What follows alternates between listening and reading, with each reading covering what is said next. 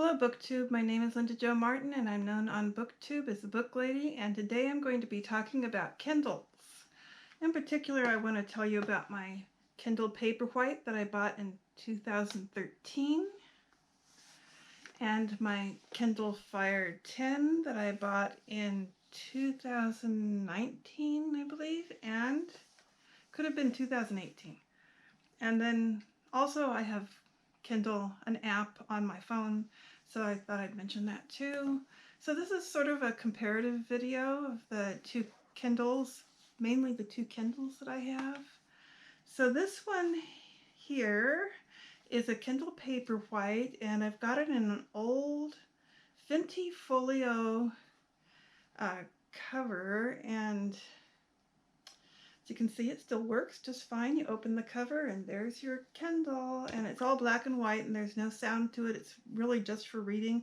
And at the time I bought this in 2013, that's all I wanted, was just something to read. And so I got this black and white. It doesn't have games. There are actually a few game apps that you can get to put on it, and those are available at Amazon, but I guess I deleted them a long time ago. And trying to get into this. Come on. Not cooperating very well for me, but anyhow, this is a black and white Kindle. There. And it lists the books that I've got there. And like, here's Ramona. That's the one that I've been reading lately. I'm almost to the end of it. And of course, those of you who know Kindles know that I can... Oh my goodness. I'm having trouble with it. It's a little bit on the slow side. It is from 2013. They get very slow if you have too many books on them, so I should probably delete some books to make it go faster. But it's like a 5th generation Kindle Paperwhite, and I don't know what generation they're on now, but it's a lot further on. So mine is old, but as you can see, it still works great. I can use it. I actually do use it at times to read my books. I very much like it.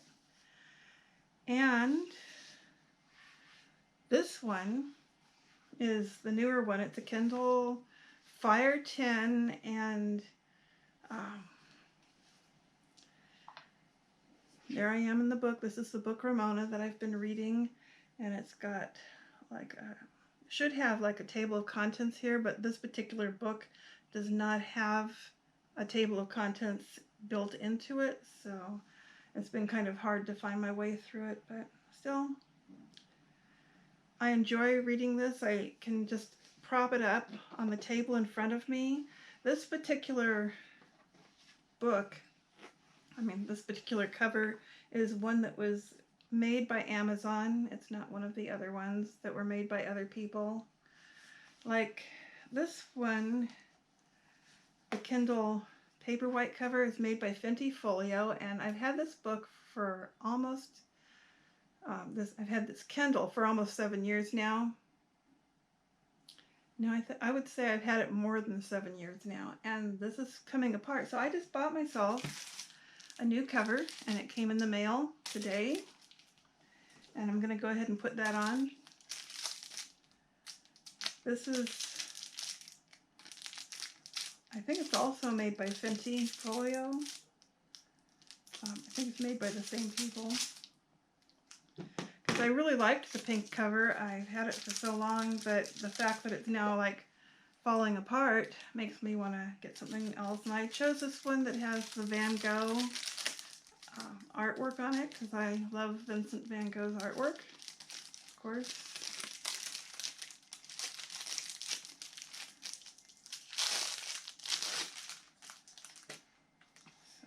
This is what I've got. It's the same kind of cover. What does it say? Vintage bookcase.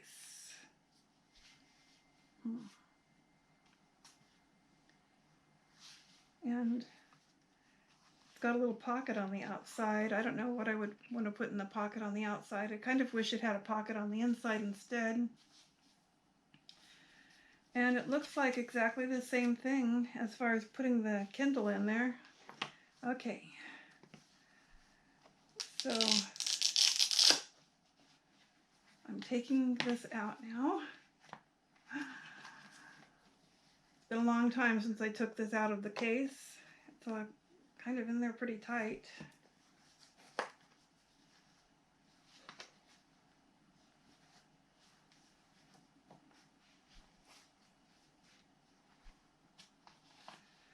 So I think this case has been really good at keeping the Kindle safe for me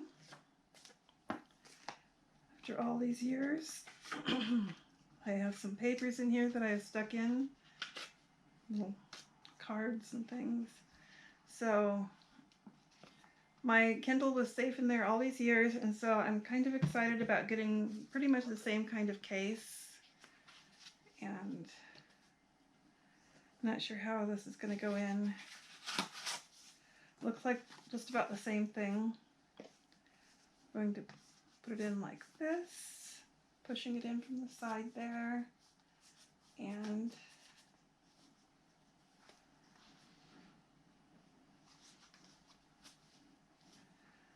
there.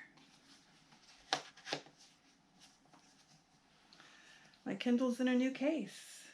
Pretty exciting.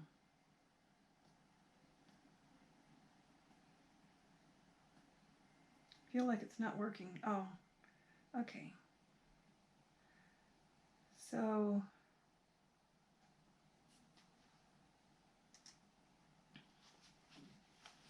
new case, really like it. I use that especially if I go to bed at night, because this one, when I'm reading in bed at night, is just too big.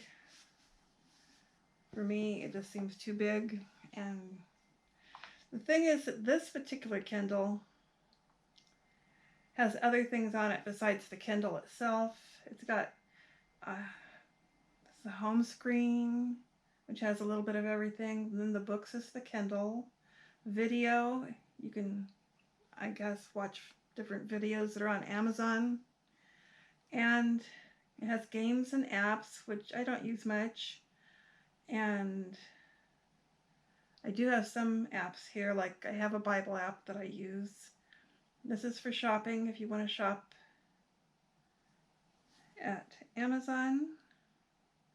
I guess it assumes that since it's an Amazon thing, you don't want to shop anywhere else, right? And then there's music. I have used the music at times to listen to some of the groups that you have to have Wi-Fi to be able to listen. And then there's Audible, which you can get your Audible to work at the same time as the Kindle on this, and I'll show you that in a minute. And then it has a newsstand where you can look at some magazines. You can even subscribe to some. So going back to the Kindle. Okay, Midworld is a book that I just finished a few days ago, and I read it because it is a favorite book of Todd the Librarian, who is another booktuber, and it's pretty good. I can guarantee it. It is science fiction, but what I wanted to show you is that you can tap the screen, and then at the bottom it'll show that it is connected to the Midworld Audible version. It does not want to do it in continuous scrolling, which I have on right here. So I'm taking off continuous scrolling, and then I'll start the audio. 1. World with no name. And you can see Green it was, green and gravid. It lay supine. It highlights the words. Jet, a festering emerald in the universe ocean. It did not. It highlights the words while you're reading it, so it's kind of a fun way to read and listen to your book at the same time. The main drawback to this Kindle Fire 10 is the size. You can't easily put it in your pocket, which of course the Paperwhite you can just put in your pocket or your purse and take with you. It's a lot easier to take with you. It also costs a little bit less, so if you were going to lose one, I think I'd rather lose the Paperwhite than the Kindle Fire 10. And then also there's, on my telephone, I have a Kindle app, which does the same thing. I do notice that I make a lot of bookmarks in my Kindle Fire tin, and they don't get carried over into this app, which it will go to the right place that you just finished reading in the other in the actual Kindle, but it doesn't carry over the bookmarks, which I find that a problem. So for most practical purposes, if I was going to go someplace like to a doctor's office and I wanted to have a book with me, I would carry just my phone and I would not carry my Kindle Paperwhite. But this has gone with me to places like that many times. It's just that it's kind of, it's older and it's kind of out of date now. And if you're just going to go someplace in town, why not just carry one thing, and you would be carrying your phone anyhow. So that's why I take the phone and read books on that. So that's it. I hope this explains my 3 different Kindles, and this one, if I had it to do over again, I would probably get a smaller Kindle, like a Kindle 7 or 8. I don't know which one's available right now. I think it's a 7. So it's considerably smaller, but it's easier to hold while you're in bed. This one is just, to me, it's too big for that. But for propping on the table in front of me and reading a book, that works fine. So that is it for this video, and I'll catch you in another one.